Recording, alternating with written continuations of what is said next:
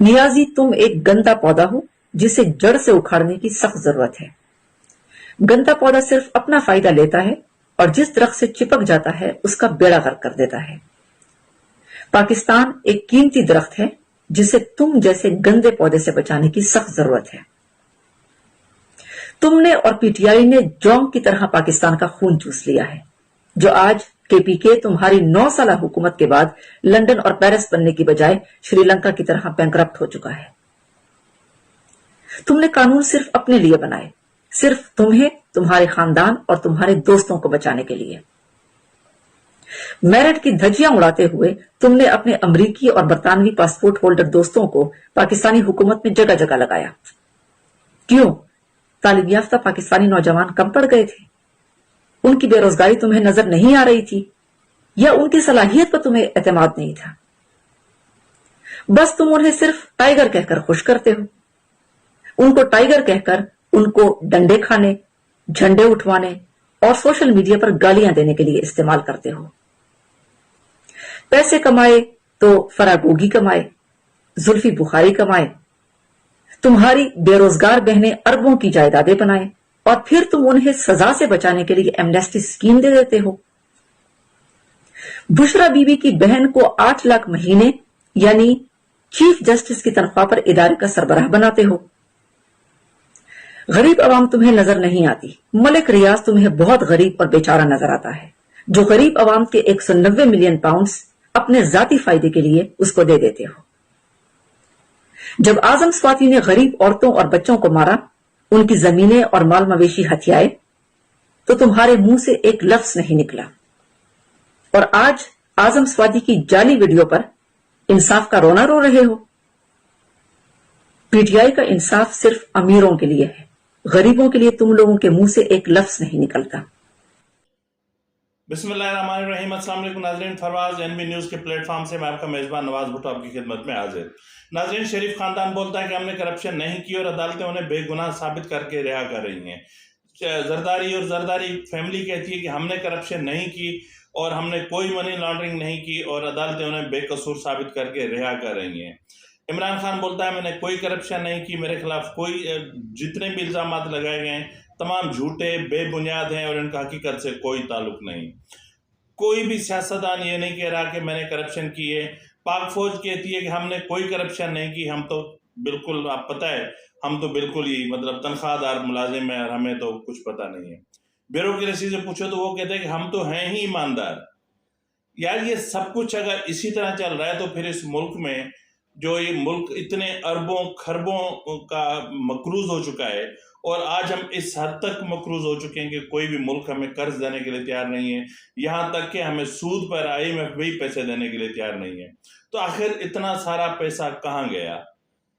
ना तो मुल्क में शीशे के रोड बने, ना ही इस मुल्क में बेघर लोगों को घर मिले, ना ही इस मुल्क में बेरोजगार लोगों को रोजगार मिला, ना ही इस मुल्क में सनती तरक्की हुई, ना ही हमने पावर जनरेशन पे कोई इन्वेस्टमेंट की, ना ही हमने जो है वो एटमी तवानाई से बिजली बनाने की कोशिश की और ना ही हमने इस तरह की कोई मामलात किए।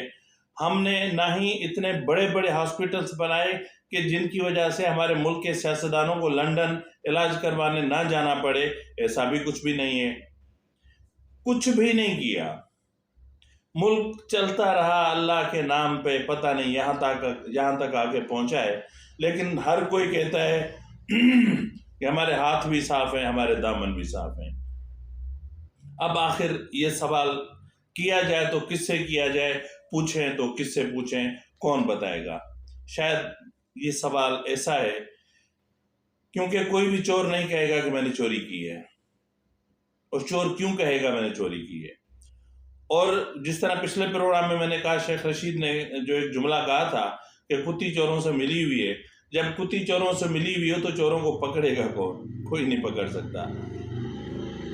ये इतना बड़ा सवाल है कि जिसका जवाब ढूंढना, शायद यूं समझ लें कि रेगिस्तान में अगर सुई गिर जाए तो उसको ढूंढने के मुतरादिफ होता है। तो नाज़रीन, बहरहाल हम चलते हैं अपने प्रोग्राम की तरफ। تو سب سے پہلی بات یہ اور بہت بڑی خبر اور بہت بڑا اعلان نواز شریف کی طرف سے سامنے آیا ہے. اب جیسا کہ جنوری آ چکا، جنوری شروع ہو گیا اور 1 جنوری ختم ہونے جا رہا ہے. کل 2 جنوری ہے، یعنی 2 جنوری کی 2 تاریخ ہے. تو نواز شریف کی واپسی کے دن بہت قریب آ رہے ہیں. تو آج نواز شریف نے ایک بہت ٹویٹ کیا ہے اور اس میں بہت بڑا اعلان کیا ہے اور بہت بڑی بات کی ہے. انہوں نے کہا ہے کہ جو ہے وہ جنرل فیض گرفتار ہونے والے ہیں. انہوں نے اپنے ٹویٹ میں کہا ہے کہ صرف میجر ارسلان کیوں، ظاہر ہے کہ اس میں جنرل فیض بھی گرفتار ہوں گے اور ان کا کورٹ مارشل ہوگا. اور انہوں نے یہ بھی کہا ہے کہ جس ملک میں عدالتیں اس طرح کا انصاف دیتی ہوں، یعنی چوروں کو صادق اور امین قرار دیا جاتا ہو، تو پھر وہاں اس ملک کی معاشی حالات ایسے ہی ہوتے ہیں. اور یہ آپ ٹویٹس خود پڑھ بھی رہے ہوں گے، امید ہے کہ آپ پڑھ رہے ہوں گے. تو مطلب جنرل فیض ان کے نشانے پر ہے، کیونکہ نواز شریف سمجھتا ہے کہ جنرل فیض نے جنرل عاصم منیر کو راستے سے ہٹانے کی کوشش کی، اور جو پہلی سمری گئی تھی اس میں سے جنرل عاصم منیر کا نام تک ہٹا دیا گیا تھا.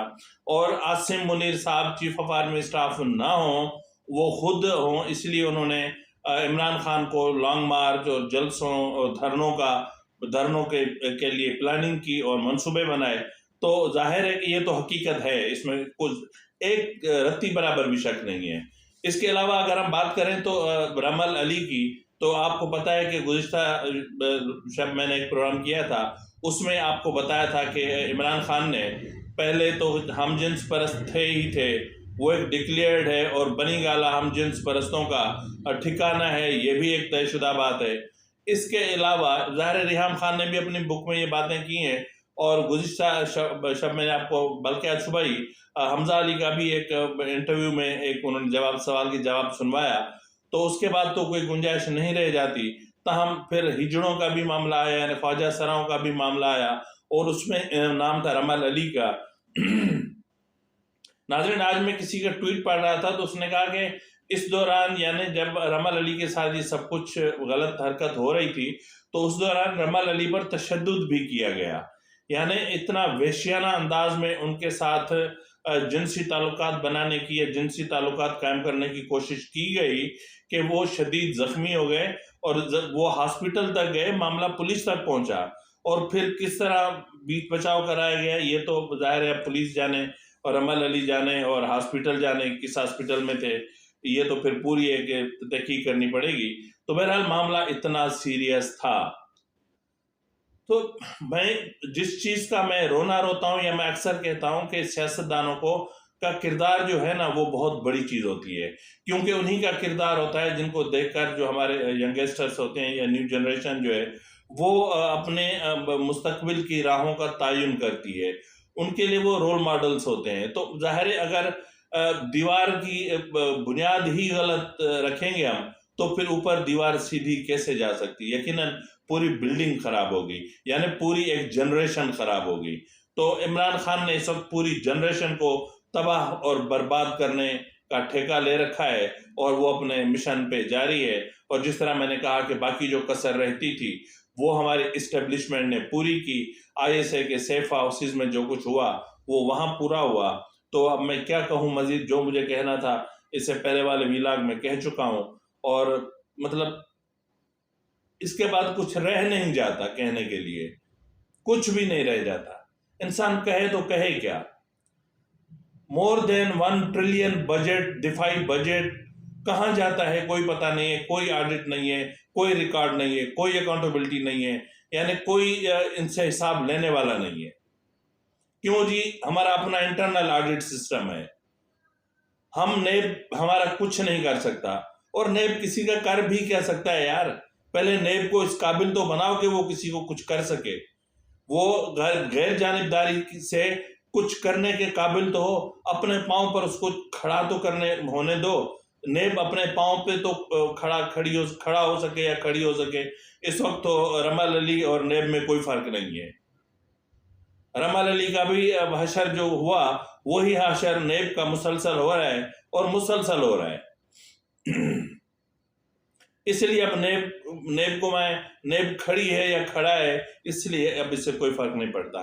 ناظرین، اس نواز شریف کے علاوہ جو آج ایاز صادق نے جذباتی تقریر کی، اور انہوں نے باقاعدہ کہا ہے کہ جسٹس ثاقب نثار سمیت جتنے بھی کردار تھے جنہوں نے عدلیہ کے وقار کو مجروح کیا، ان کی پکڑ ہوگی، یعنی اب اللہ کی پکڑ ہوگی اور احتساب ہوگا، اور احتساب بھی بے رحمانہ ہوگا اور ہونا چاہیے۔ اور انہوں نے کہا کہ جو ہے وہ یہ بھی حقیقت ہے کہ باجوہ کے حکم پر ہمارے یعنی پی ایم ایل این کے جو ایم این ایز تھے وہ توڑ کر پی ٹی آئی میں شامل کروائے گئے۔ اب ایک طرف یہ رونا رویا جا رہا ہے، دوسری طرف جو رونا رویا جا رہا ہے وہ الگ ہے، اور باجوہ صاحب خود ماتم کناں ہیں، وہ رو رہے ہیں کہ جی میں نے تو بڑی وفا کی عمران کے ساتھ، اور میں نے تو بڑا یہ کیا، وفا کی، وہ سب کچھ کیا۔ ظاہر ہے آپ نے واقعی میں سچی میں وفا کی، ظاہر ہے آپ تو سیف ہاؤس میں پلیئر ٹائم گزارتے تھے بہت زیادہ، تو آپ میں تو وفا بہت زیادہ ہوگی۔ میں کیا کہوں، آپ کو اپنے خود کو ایک بار خود اپنا احتساب کر کے اور ایک مثال قائم کر دیں آپ کہ آپ قانون کے حوالے خود کو خود کر دیں۔ جنرل فیض حمید صاحب بھی اور جنرل باجوہ بھی، اور پھر وہ پوری چین جنہوں نے ہمارے ملک کے اہم ترین دفاعی ادارے کے وقار کو مجروح کیا، مسخ کیا، اور اس کے چہرے پہ سیاہی پوتی، تو ان کو بھی اب خود جو ہے نا سیلف اکاؤنٹیبلٹی کرنی چاہیے، یا پھر جنرل عاصم منیر صاحب کو اس طرح کا کوئی قدم اٹھانا چاہیے۔ تو بہرحال اب یہ ان کا انٹرنل معاملہ ہے، ہم تو کہہ سکتے ہیں، اور ہمارا معاملہ صرف کہنا ہے۔ ناظرین، عمران خان نے آج پھر وہی خطبہ فرمایا جس طرح اکثر وہ خطبہ فرماتے ہیں، اور اس خطبے میں انہوں نے کہا کہ جی باجوہ نے ہماری پیٹھ میں چھرا بھی گھونپا، اور اس کے علاوہ وہ ہمارے ساتھ ہمدردی بھی کرتے رہے، ہمیں چھڑی بھی مارتے تھے، ہمارے ساتھ ہمارے سر پہ ہاتھ بھی پھیرتے تھے، اور یہ چھوٹے چھوٹے سے چوچے سے بچے تھے اور ان کو کچھ پتہ نہیں چلتا تھا۔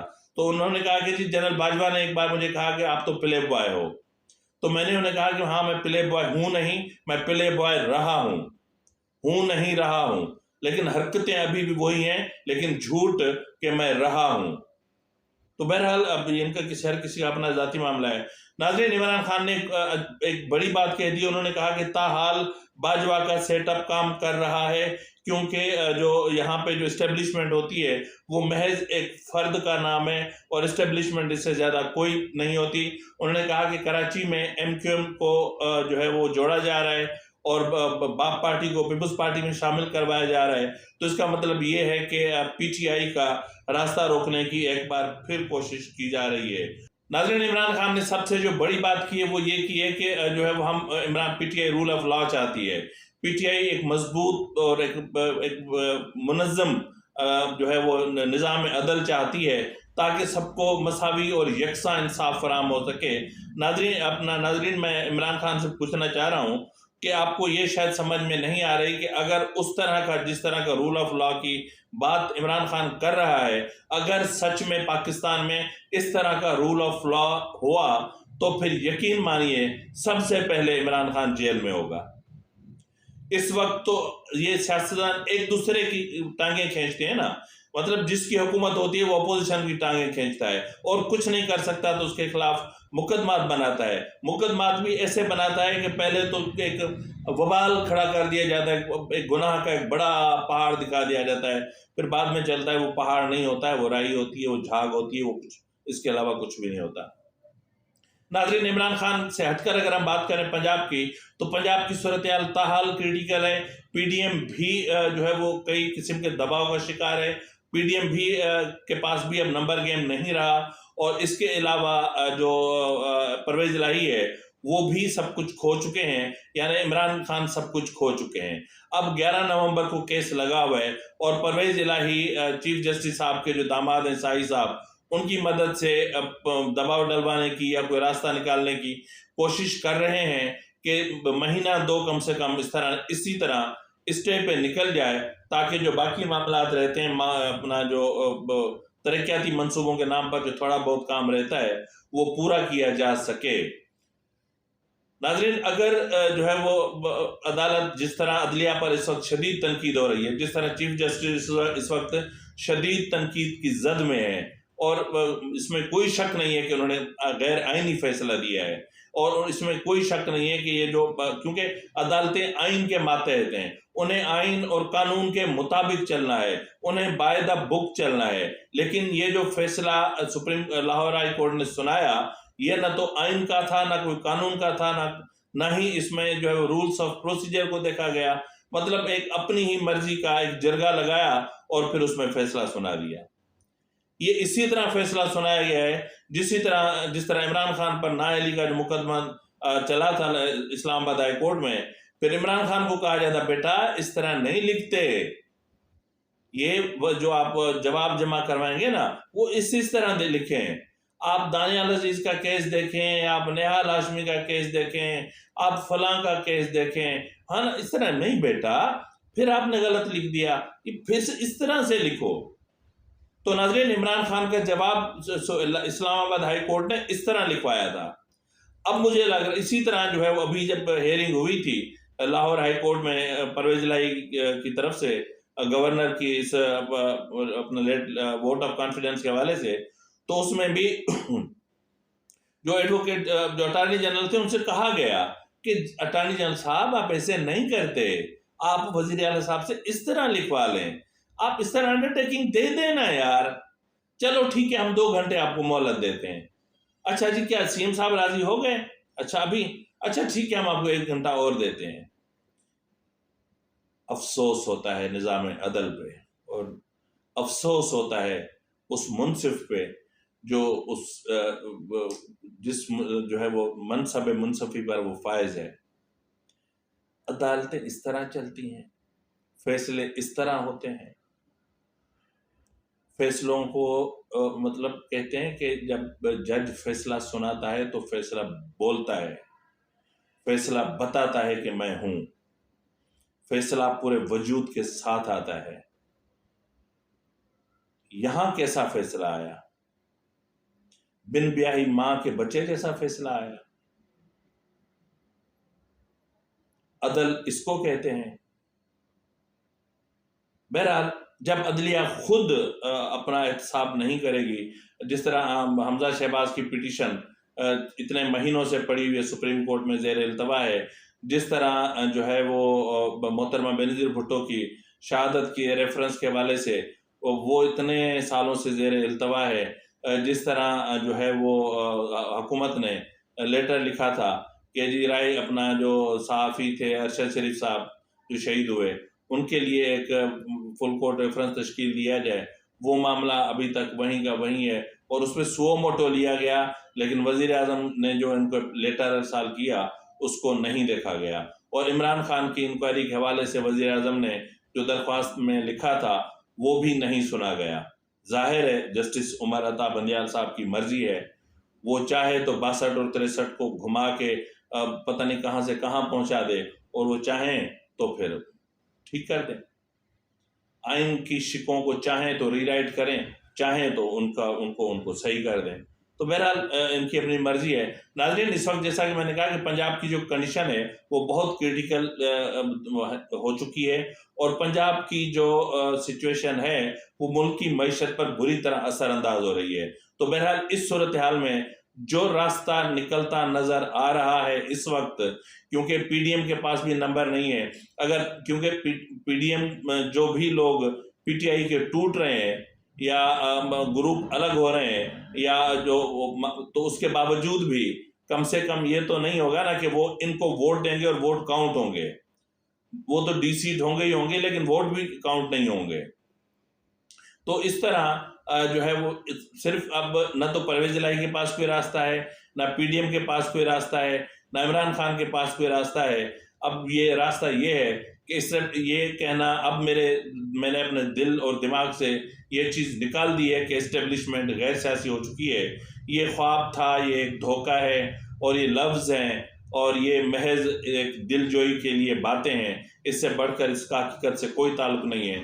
تو بہرحال جو اسٹیبلشمنٹ ہے اگر وہ چاہے تو کاف لیگ کو گھما کے اور نون لیگ کے اتحاد میں لے آئے تو شاید پنجاب گورنر راج سے بچ سکتا ہے. بصورت دیگر اگر جو ہے وہ اپنا رن آف الیکشن ہوتے ہیں تو اس میں بھی مطلب کون میجارٹی ثابت کرے گا؟ کس کے پاس ووٹ ہوں گے؟ کچھ بھی نہیں ہوگا نا. تو پھر گورنر راج کیسے نہیں لگے گا؟ گورنر راج پنجاب میں لگنے جا رہا ہے کیونکہ ملک میں معاشی استحکام کے لیے ضروری ہے کہ سیاسی استحکام بحال ہو اور پھر معاملات عدالتوں میں جائیں گے، اور عدالتوں میں ویسے بھی معاملات موجود ہیں. اب دیکھنا یہ ہے کہ یہ جو اپنا اونٹ ہے یہ کس کروٹ بیٹھتا ہے اور پنجاب کہاں جاتا ہے. اور پنجاب میں گورنر راج کے نفاذ کا فیصلہ اصولی طور پر ہو چکا ہوا ہے. اب صرف عدالت